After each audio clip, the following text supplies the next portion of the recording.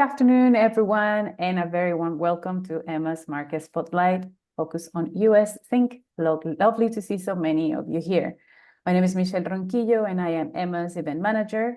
Just a little bit about us. Within Emma, we unite music managers organizations across 16 European countries, which represent more than 3,000 managers across Europe. We've made it our mission to strengthen European managers globally through our Empower program, which encompasses advocacy, education, networking, and research. Empower is a project co-founded by the European Union. If you want to know more about us, or if you want to stay up to date with the upcoming events, make sure to visit our website, to follow us on social media, and to join our WhatsApp group. Also sign up to our newsletter. And I will put all the links in the chat in a little bit.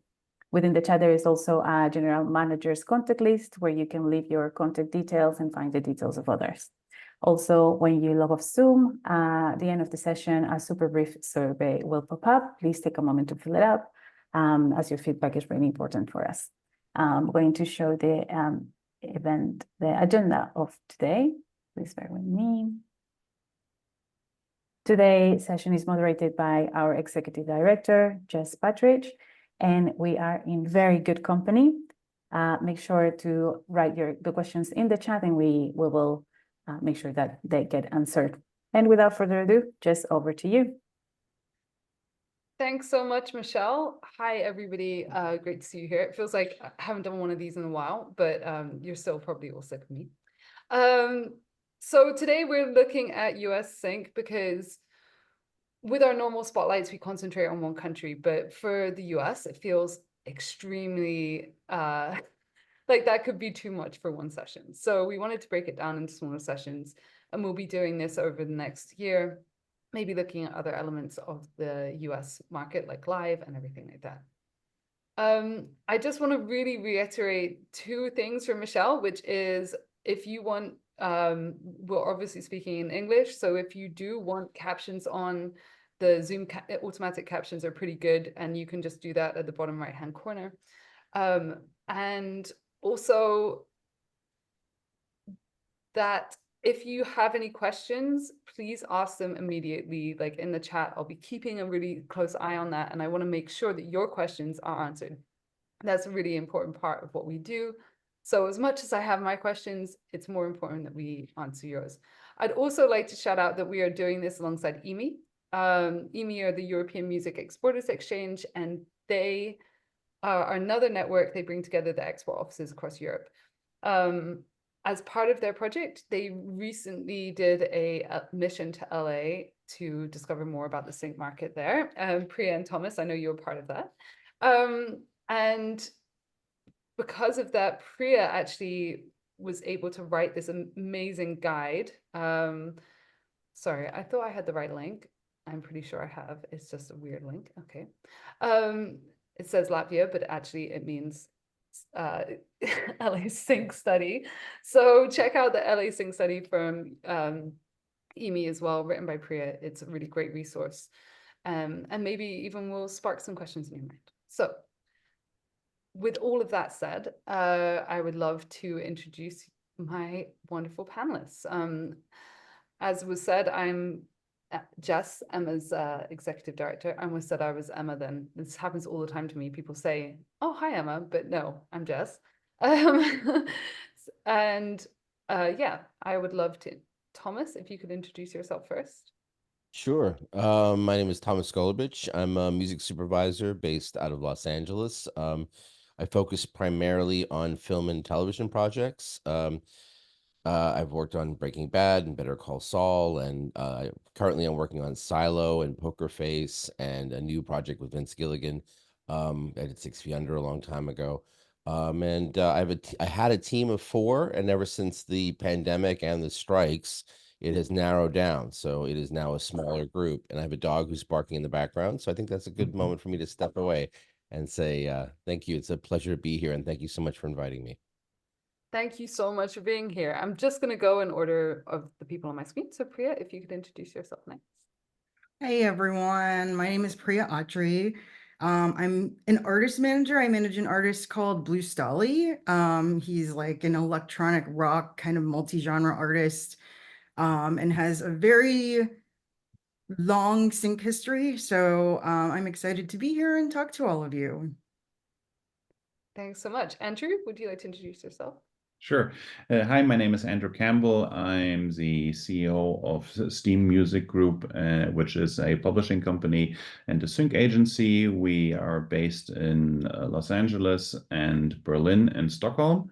Yeah, and I'm doing sync for around about 10 years now.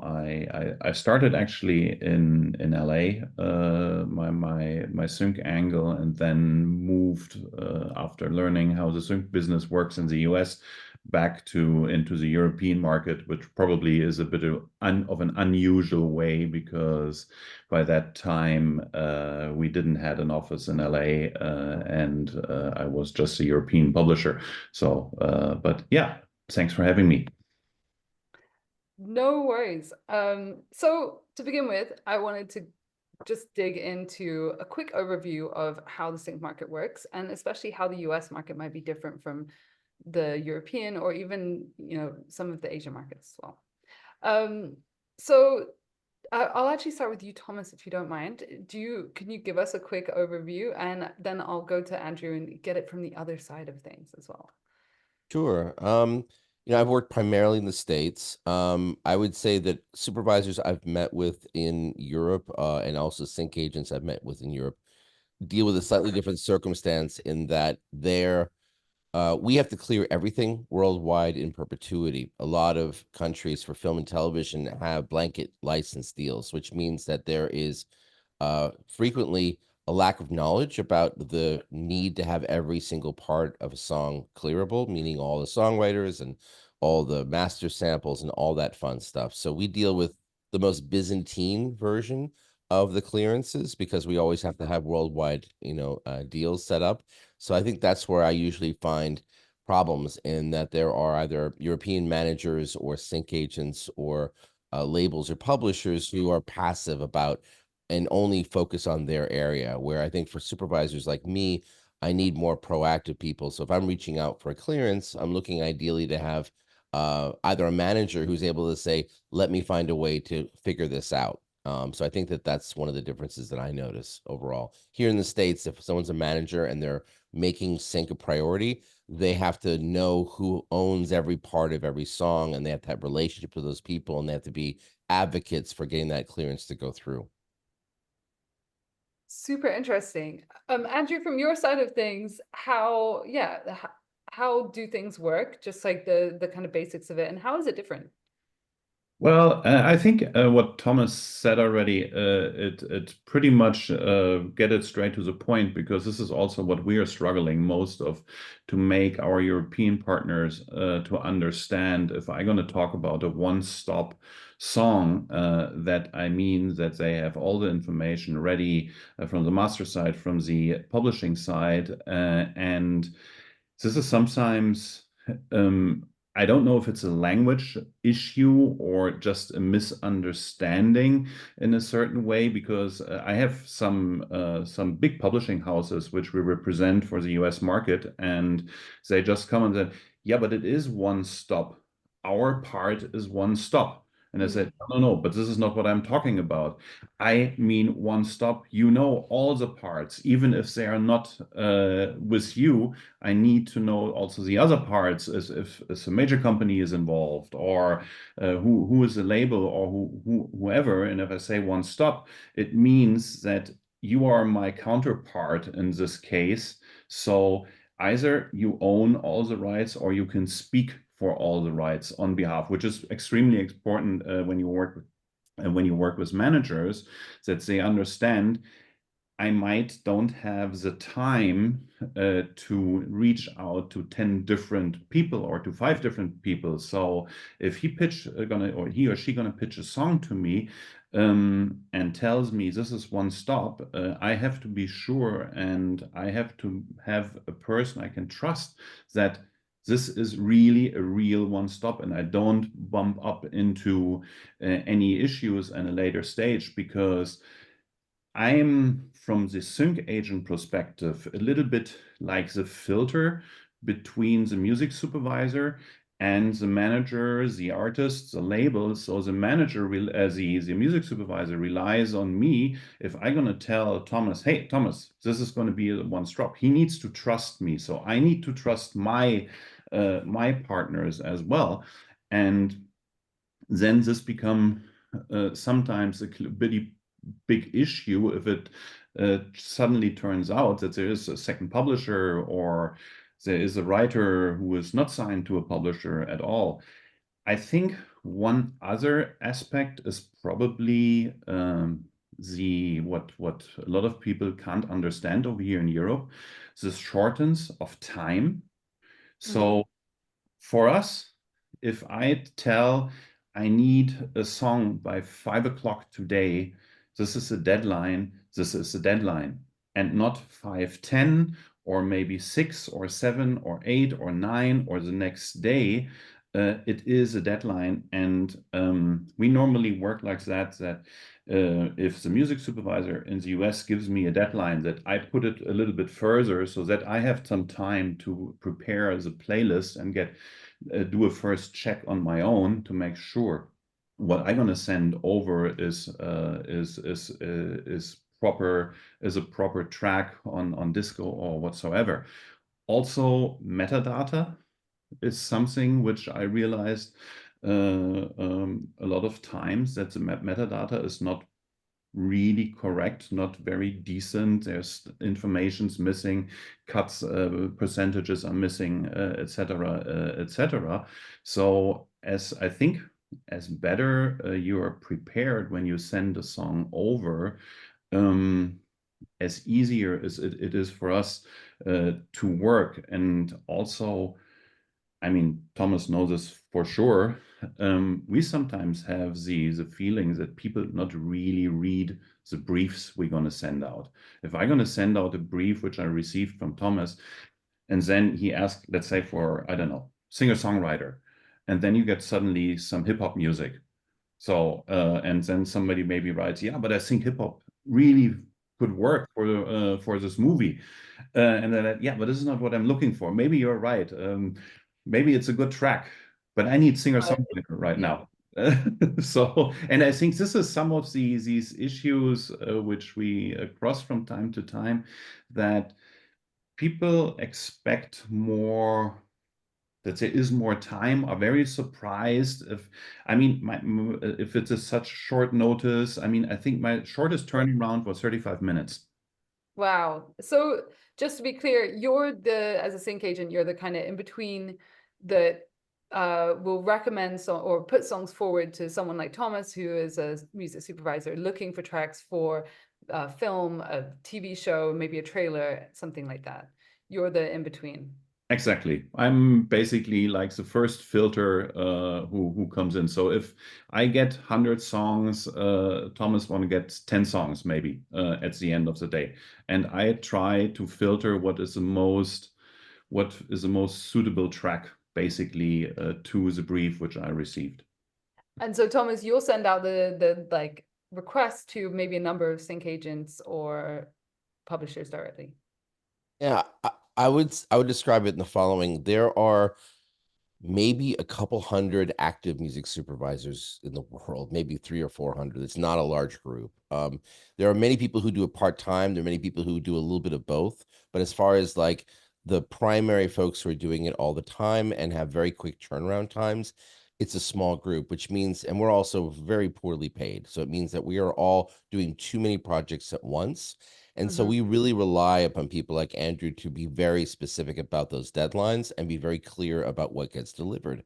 So for us, I'm very, very specific in the briefs that I have. I can't send a brief out to 500 people because the process and I have a team of paying my team to download all of the music, review everything, narrow it down to the point that we can actually review it properly. It costs me too much money to make it worthwhile. And so ultimately, we're talking about trust and we're talking about time. Trust is the key thing, and that the sync agents have to be people who are true to their word and will follow through with whatever the issue is. If a bump happens, we know they will go in there and figure it out, that you're not left alone to try to fix it. And then on time, It's understanding that we have incredibly tight time schedules and we have to turn things around very quickly, frequently on multiple projects. And if we get things that are off brief or are unclearable or have samples that haven't been acknowledged, we now have a problem, which we have to now go to the HBOs, to the AMCs, to all the different companies involved. And at that point, we've already put 8 or 9 different departments into work, whether it's a choreographer or a music editor or other people. Other people have done work because of the assumption that we made that what we received is clearable. And if it isn't, that becomes a problem. So that's why what Andrew said is really absolutely right. It is all about trust and speed and efficiency. And if that can all be done well and thoughtfully, we have a good working system, and we trust those sync agents to send us only what they think is going to make sense and will clear, and only what's on brief. Well, on that note, Priya, we've had we had a question about like what one-stop means, and I know that some people will already be aware, but are you able just to give us some insight into that quickly? Sure. The easiest way to explain one stop is, say that you have an artist who also writes all of their music. That would be the ultimate one stop. Especially if they own their master and their publishing. The music supervisor only has to go to one place to clear the song. It gets tricky when you start getting into a situation where there's a co-writer on a song, because if there's a co-writer and they are not also kind of under the same publishing deal, for instance, as the other co-writer, now you have 2 places that a music supervisor has to go to clear something. So that is not one stop. So yes, you kind of want to think of it as like, the ultimate thing is it's one writer, one artist, Yeah. go to one place. Or, if there's sometimes where a sync agent or a publisher or a third-party sync agency will rep an entire song. Somehow they've done a deal with the artist and also all of the songwriters. That would also be one stop. So essentially, it's a music supervisor just having to go to one place to clear all the rights that they need. So can you prep just thinking about, all the managers that we have, maybe some of them are signed to record deals or publishing deals, and is there a way to prep so that it is one stop, or is that not possible? It's possible, but everybody needs to be on the same page. If if you're as an artist, some artists write all of their music, and that is your ideal one-stop situation. But a lot of times there's a producer that helped to write it. If it's sometimes artists have other people write for them and they may have a small share. It's a bit trickier to get everybody on the same page. So, it really requires a lot of coordination on the part of everybody who's a party to a song to be able to make something one stop, where you have, multiple writers. I would, let me add to that, if I may. Sure. Because what she just said is really, really, really clear and smart. It is a promise that that person can represent for fee and for the clearance 100% on both sides, master and publishing, regardless of what the splits are.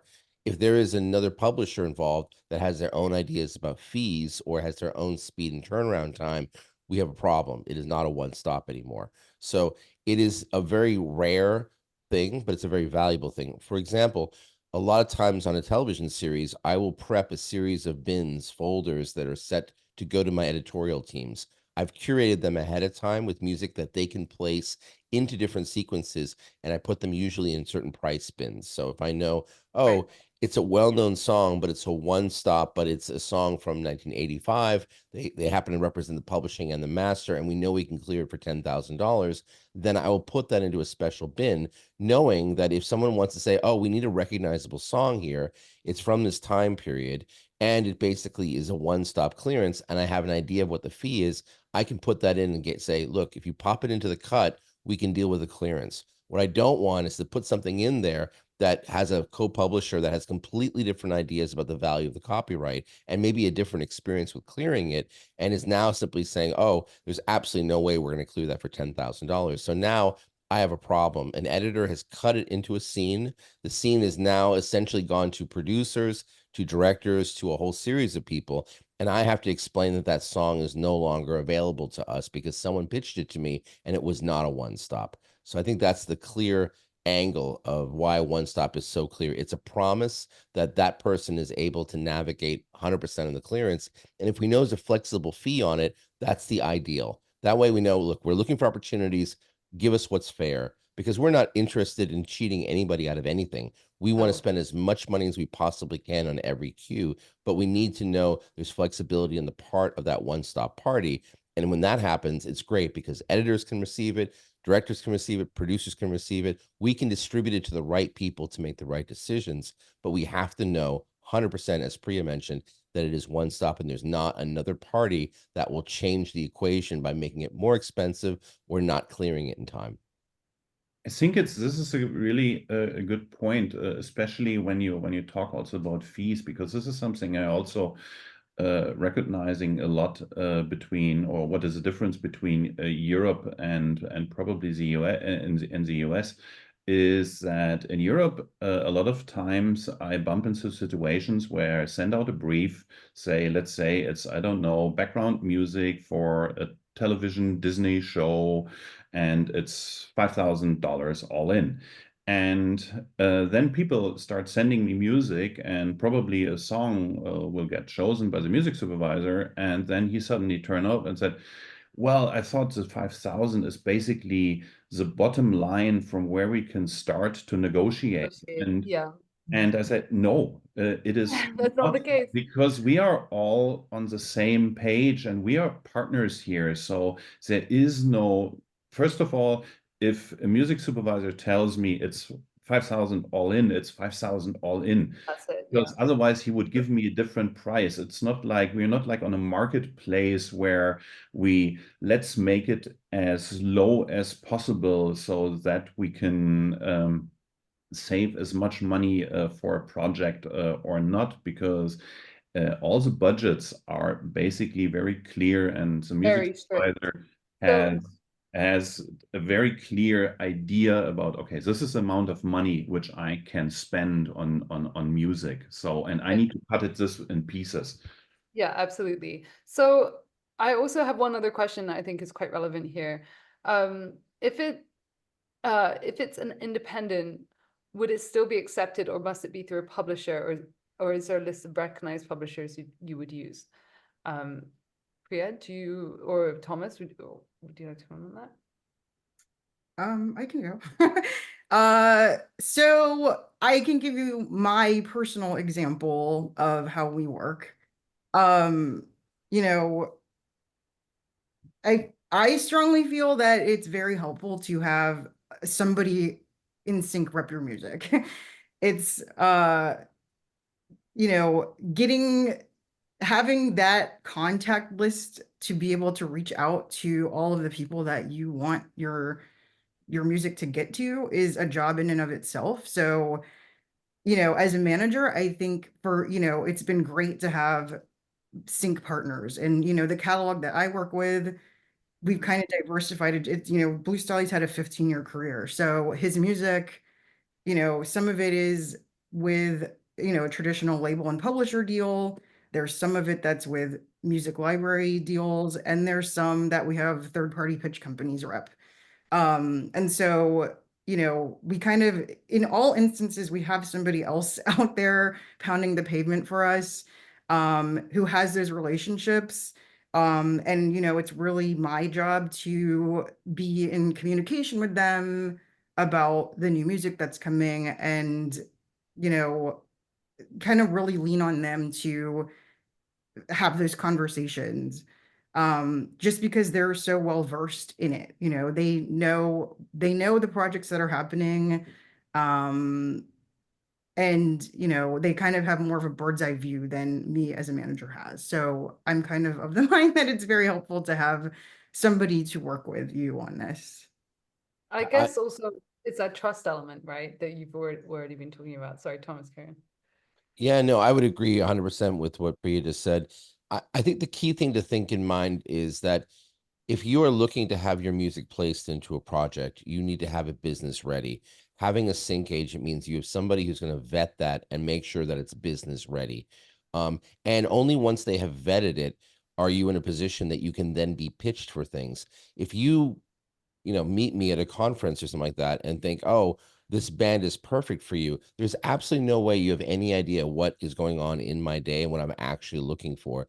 A sync agent will, because we'll send a brief out that will articulate with great clarity and almost granular specificity what we're looking for. And in those moments, that's when that person can say, I think I have something perfect. Let me check to make sure that this thing is pitchable under the terms that are there. And that way, when I receive it, I can listen to it from a creative point of view and not from a nervous point of view.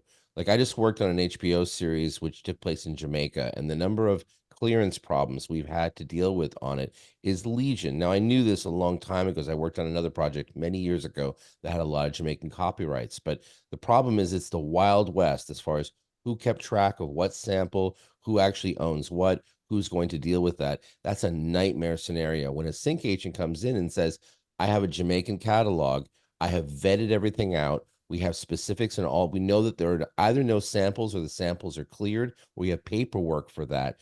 Then I know that person is ready. The chance that a manager has done that legwork when their only interest is earning money for their client is unlikely. So it really makes a lot of sense to go through a sync agent. And because there's so few of us and we have so much work that we have to do, we don't work for the labels. We don't work for the publishers. We don't work for the managers. We work for the filmmakers and for the studios. So we have to make sure that they're the ones that we are delivering to.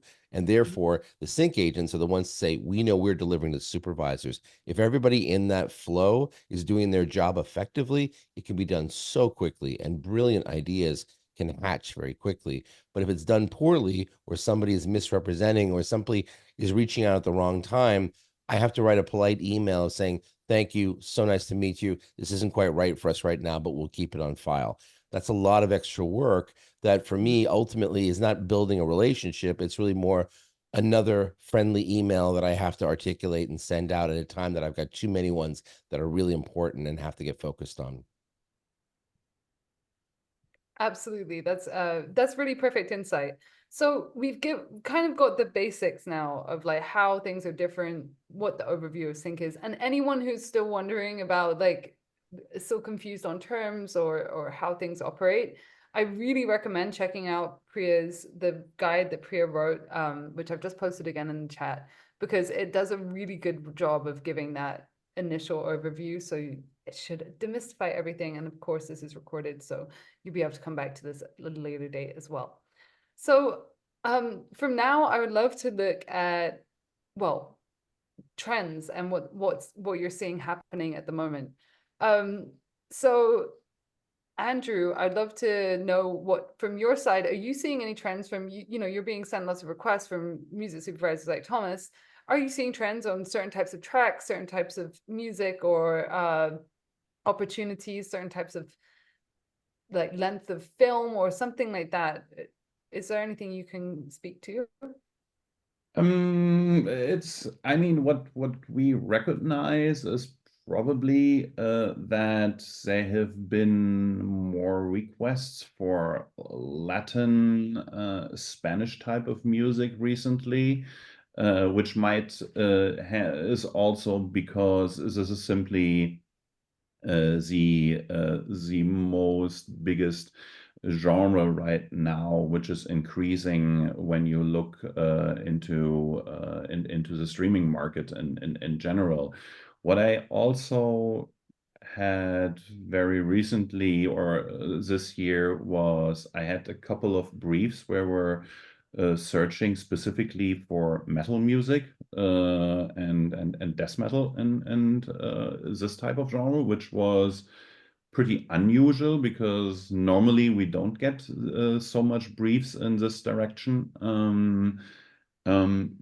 But overall, I think you always can see what is trending. Obviously, what's happening on the Billboard charts, what is happening on TikTok.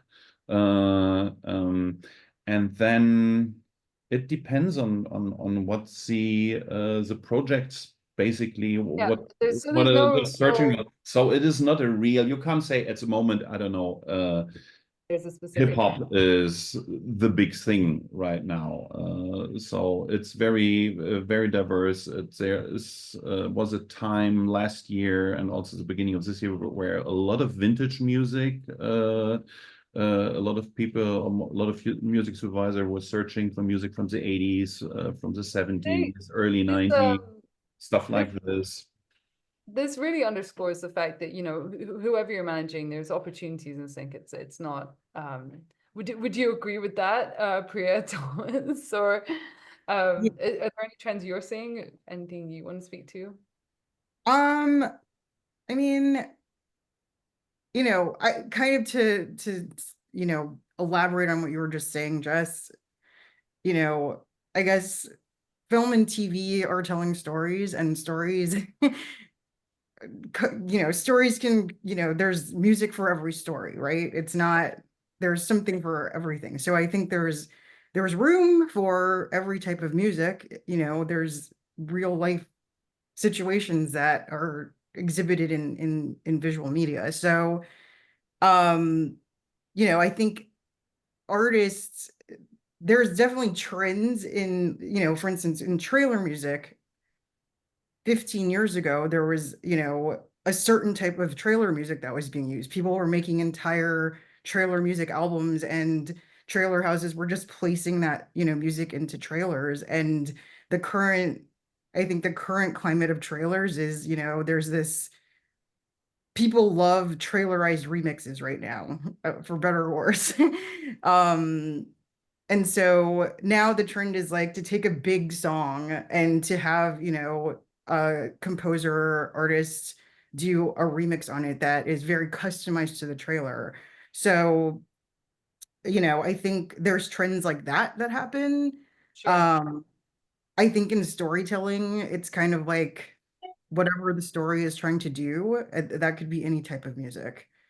You know, it could be country, it could be metal, it could be hip hop, it could be pop, anything. So, you know, Sure. that's again, that's where having a rep is helpful, because, you know, you really just need somebody who's getting your name onto those playlists. That's ultimately, you know, you're trying to get your music in front of the right people. I would, Absolutely. I was going to add to that, but I would say you can think of it in terms of when there's a lot of money at stake, the decisions tend to be more conservative. So if you have an advertising campaign, the likelihood that an unknown artist is going to make it past the marketing company, past the CEO of the company, to the ad agency, to everybody else is unlikely, and it happens rarely. Much more frequently, you have something that is going to be recognizable or a spin on a recognizable idea. So I think that as far as trends go, you can see them more in trailers, which tend to be, because these are big marketing budgets, they tend to be very conservative and very referential to themselves. Same thing applies to ads. People are frequently referencing specifically other things that they thought were once successful because they're viewing it as we have a lot of money at stake. When you're dealing with film and television, as these fees go lower as well, there's complete variety, because to Priya's point, I work on 6 different shows right now. Every one of them is radically different from the other in time periods, in aesthetic, in personality, in how music is used. And so it's my job to adapt to each one of those projects and to deliver what is right for the characters and for the culture of that particular show. And that can be radically different. That's why to assume that you have the right band for my projects is insane, because there's no way you could really know ultimately. So I think that's, again, back to this idea that I think managers' best friends are having sync agents who are representatives of them and can make sure that when that opportunity is there, that they're able to proactively move that forward. And to Andrew's point, if it's a one-stop, meaning that they've already vetted everything and they can represent for everything, or they've talked to that major publisher and said, I'd like to pitch this, and I want to know that it's going to be clearable at any rate or up to this amount, then you have something that could be valuable. And that's when that sync agent is able to say, I'm good to send this. Because if they send something that is not, now their reputation is on the line, the trust is on the line. And we have so many different people we can turn to. It only takes one mistake before we simply take somebody off of our brief list and say, look, we just can't trust that it's going to go through, because time is everything to us and our reputations is everything to us. And there's too many people that we are putting to work over our understanding that something is going to be clearable. Sure. And I can see there's a question about this, when I was, Carrie's asking, when I was label manager in Indian, I used to be sent loads of briefs, and I had the same experience. Since going solo and managing artists, I'd love to be able to receive briefs again. How do I go about this? But I'm guessing that that's kind of what you're saying, that you have your trusted people that you send them to. Yeah, and I think, look, here's where the managers are really helpful. If I'm in a situation where I really like an artist and I end up meeting the manager in that time period, that's a situation where, hey, if there's anything new that's coming, or would they be available to create something on a creative brief, something new that's bespoke, I can then also articulate the ownership terms to that person and say, here's the deal. It's Apple. Apple owns everything. So that means this is a work for hire and it will no longer be your song. And it could be placed anywhere. So the idea being that it is no longer yours. You're paid a fee to do that. I can articulate that to the manager, and the manager can say, my artist is looking for opportunities. They view this as an opportunity. They understand the terms and they're good to proceed. That's where the manager can come in handy, but that's not going to happen all the time. And a sync agent is really the best person to say, hey, I'm getting a brief right now for things where we're looking for some bespoke options. It's going to be a work for hire. Here are the terms as I understand it. Here's the fee if it works out. There is a demo fee or there is no demo fee. Do you want to make yourself available to that? That's when the manager can be really helpful. But they shouldn't be dealing with us directly. That should be happening behind the scenes. And only when we need to get some clarity or there's a nuance that we need to work through, that's when the manager can come in and be handy. I think the problem is that a lot of times people want something, so their agenda is what runs it. And for us, our agenda is the only one that we can really focus on. So I can't worry about the opportunities you need to place your artists. I have to worry about my filmmakers and delivering to them what they need. So if you're solving my problem, you're an ally. If you're adding a new problem, unfortunately, I have to just avoid you and go somewhere else. And okay, so Priya, as a manager, I really want to talk about how you prep. I know this is not necessarily specific for the US market, but how do you prep your artist music for sync? So, you're releasing a new track or you've got a new track ready. What is it that you absolutely recommend that managers in the room do? I mean, I think that as a manager, it's very important that, to reiterate what Thomas and Andrew have said, like, if you're a manager, you need to know the ins and outs of the music you're working with, like, beyond, like, if you're working with an artist that has multiple producers or, has you want to make it as easy for an Andrew or a publisher or a label as possible. So make sure you have all of your metadata. Make sure you know who wrote everything. If you know who published those writers, have that so that when you're delivering the songs to your team, they know where everything is as well. Audio, every time Blues Dolly records a track, we obviously have the main version, but we make sure we have stems. We make sure that we have an instrumental and a cappella. Like, all those files go to our sync reps so that they have them. So that they don't have to, like, if a supervisor goes to them and says, oh, do you have stems for this? They don't have to come to us and take more time for us to, get that to our rep and then have them send it over. As far as reps themselves, like, I think for us, it's been really important to work with people who get the music and get the artist, because Bruce Dolly is sort of an anomaly. Like, he doesn't really fit into a box. He's multi-genre. So having a team that really understands, like, okay, this is the music, these are the kind of pockets that it should go into, has been really important for us to get placements. So that, That helps. And there was some really interesting bits in there, you know, getting together the stems, getting the a cappella, the instrumental, all of that is super, super important. Andrew, are there things that you recommend to managers when you take them on, especially when you're thinking of the US market, of like prepping them? So you're working with a new band. How are you getting them ready for working with you? Well, I mean, it's basically what has been said already. I really am going to make sure I have the WAV files. WAV is very important for me. That I have the lyrics. If Right. if it's not like English lyrics, because for example, we represent a couple of catalogs from Korea.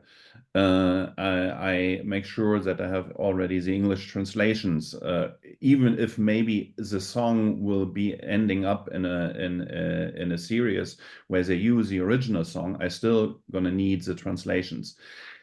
Stems I request if they are available already. It's good to have, but nothing which is super necessary right now. Instrumentals is super important. Of course, then all the metadata, all the metadata is ready. Sometimes we make like an in-between license if it is like more than one rights holder in there, that we become basically like for a second the middleman and relicenses then to the music supervisor, so that it is for him a one-stop. So basically, my work is really to make sure that I have all the information ready. So when I onboard a new client, an artist, or start to work with a management company, that's a management company, we have a mutual understanding about all the workflow and how it works. Sometimes, which people I know very well and which I trust, that I can even pitch a song without talking to them before I'm going to pitch it, because sometimes as we work on LA time, or on weekends, I might gonna get a brief on Saturday evening at 11, and in Europe, it's very common that people don't work on that time. So, and I might have only until Sunday morning. I need to send out the brief. So I try to pre-clear everything so that I have already a ballpark where I basically can say, okay, if Thomas gonna tell me I like this song, but I only have 5K all in. You don't need to go to the manager first and No, yeah. Can I ask another quick yeah. question to you about formats? Do you work, because I know that obviously sync works across trailers, games, all of those things.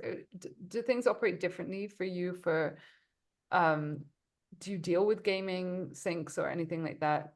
We do deal with games, even not as much as in the TV series and in the advertisement world, simply because a lot of the gaming companies still work with SuperMusic. They have their in-house production companies, so they search much less for already music which has been released, even so it's opening up a little bit, but still it is much less than elsewhere. And in the gaming world, the budgets are a lot of times very low. So it is more like that you might gonna place a bunch of songs, but the amount per track can be not as sexy as if it would goes to a TV or to a film. Okay, that's really useful. Thank you. Talking of budgets, I'm sure that it's difficult for you to say, but are you able to, any of you able to give us an idea of what budgets look like for TV, and how it can vary to film? Like, is it truly every kind of budget under the sun? or yeah, what can we expect? I mean, I can address that. I would say that it's all over the map, definitely. There are ballpark tiers that we work with to simplify our process because ultimately we are given a budget for an episode of television or for an entire season, and that is a budget that we have to kind of work with. On some Right. projects, we may have every episode. On the dumber projects with studios that don't think things through well, they say you have it for that episode, you don't use it, it's gone. The smarter ones say you have this amount of money for your 10 episodes or whatever the window is. And then we operate within that parameter, recognizing that some episodes will be more music intensive, some will be less. And then we have to navigate the budgets internally. We generally know that if we have a major label or a major publisher attached to it, and it's a well-known song that you know when you hear the name of it or you know the melody of it immediately, that is going to start, at least in film and in television, roughly in the 20,000 per side universe, and then it goes up from there depending on the size and the scale of the song. Some of them can go up to insanely high numbers, and some publishers will ask ludicrous amounts of money. If you're dealing with Christmas songs, because those are you're trapped with a certain number of songs, those catalogs have become essentially like fleecing of the studios because they will charge almost anything they want for those songs because they know that if you want a certain Santa Claus song that everybody knows, they can charge whatever they want for it. So we know that going in. When it comes to featured versus background, we tend to budget accordingly. So we're not, I would like to spend the same money on a featured song for an independent artist as I will for a major artist. I recognize that if it's a well-known artist and a well-known song, there's going to be more people involved. There's more history of licensing, and that means it's going to be harder for me to get a lower rate on those. So I recognize that. So that might be a situation where I'll go to an independent artist and say, we have a featured song here, but we have half the fee we normally would. And then when you get into independent things and backgrounds, it can be anywhere from 10,000 all in, which is a generous fee for a background use, or it can be closer to 5 or to 1. A lot of times we will look for pre-cleared things that are flexible. That means if we have $1,000, we'll cover it. If it's going to be $5,000, we know we can cover it. We have a window that we can work with. So that way we can feed the editors ahead of time, really let them build the palette of the project as a whole, and then know that we can clear those things. All it takes is an editor putting in an expensive song, and now suddenly we have to go to almost everybody else and trim down those fees, which we don't want to do. Another argument for that point earlier, which is that when managers think this is the beginning of the negotiation, if I say it's 5,000 all in and they say, oh, no, we actually want 10, that means I have to take $5,000 away from somebody else.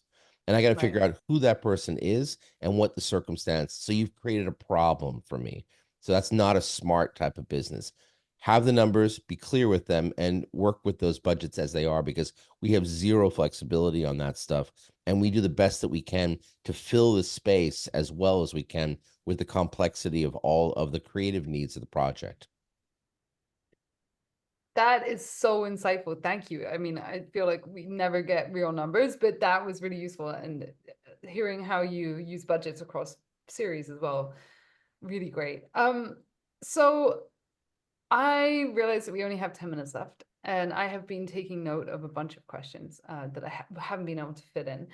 Before we head to them, is there anything you want to add, any of you, just quickly for, standing out in the sync market, getting yourself into US sync market, and just bits of advice that you think we haven't covered yet? Anything? I will talk about standing out in the sync market. Yes, I think, that, we talked a little bit about trends, and I think there's a tendency for artists to sometimes want to chase a trend.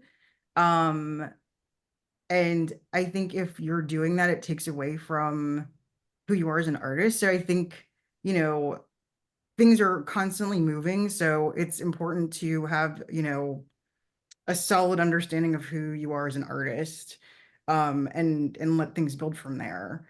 Because I think chase like writing music for sync. You can do it if you want to write for libraries and just kind of do general general stuff. But if you're truly like it's holistically as an artist, you have fans and you have you know, a point of view in your music, I think that that's helpful. I think that's a good thing. Yeah, I'll co-sign on that. I think we get pitched a lot of music that was made too brief, i.e., we asked for something and somebody said, "Oh, they mentioned Steely Dan. Let me see if I can find a way to make a song that sounds like Steely Dan." That is not an easy process. And if you, as the sync agent, are sending me songs that are trying to sound like Steely Dan and not doing it effectively, you've wasted minutes for me, And so I think ultimately making music that's true to your soul is the most important thing, and having it available in those moments and having the right people at the right time to send it is really key. I can tell when something feels insincere because it hurts now my character, it hurts my show. So if something is created with that sense of, even if there's great craftsmanship tied to it, but there's no soul attached to it, it dilutes the power of everything else I've done before that. So I think that creating stuff for sync, quote unquote, should be done with the idea that you're storytelling. And if you're storytelling with your emotions and with your feelings and you're getting into character, you're building something with sincerity. If you're building something to sound like Steely Dan, you're destined to fail. Sure. Which actually kind of weirdly brings me on to the next question, which I picked out of the manager questions. This is a big topic. I'm sorry for putting it in 7 minutes from the end. So how do the panel members envision AI changing the sync industry? Not just from, the point of view where maybe people are creating tracks through AI, but also from a data and rights management point of view, from a finding what you're looking for kind of point of view. Is there anything that you see happening? Nobody I else mean, wants to cover this? Go ahead, Priya. well, no, I was just gonna say, like, my artist does not use AI in his music. Yeah, I don't know. I don't know if we know where the place for it is yet. And Thomas, maybe you've had more experience with, I don't know if people have submitted you AI music, but I think rights are still kind of up in the air, so that might make things complicated if somebody's trying to license an AI song. So, yeah. Yeah, I mean, I would say at this point, we don't really know, right? It's a tool. It's a little bit like in the early days of the internet of saying like, oh, well, will this be useful? Will this destroy the industry? In some cases, yes. In some cases, no. It's hard to say, really. It changes everything. In my mind, AI is a tool, and if you treat it as a tool, the tricky part is figuring out the administration part of it. And if you don't know what the administration part of something that you created in AI is, I have a problem because I can't go to HBO or to Netflix or Amazon and say, it's an AI copyright, which means I think it's okay for us to use without paying anybody, blah, blah, blah. You know what I mean? It becomes impossible. So I'm looking for human beings that have created something that was inspiring, that took something that was important to them and expressed it somehow. And they used their artistry and their hard work to bring that across. And then I utilize that for storytelling. AI, by its very nature, is not structured to express a human experience. It's expressed to mimic other human experiences that once existed. So will I be fooled? 100%. I've been fooled before by things that were done by AI. But ultimately, it is something that is not attractive to me as a business structure. I'm not looking to save money. I want to use my artistry to bring money to people who are doing great work. And if a company wants to find efficient workarounds, it's up to them to make sure that that's done in an administrative, clean way that business can operate as usual, and it doesn't create a new problem for me that I have to now solve.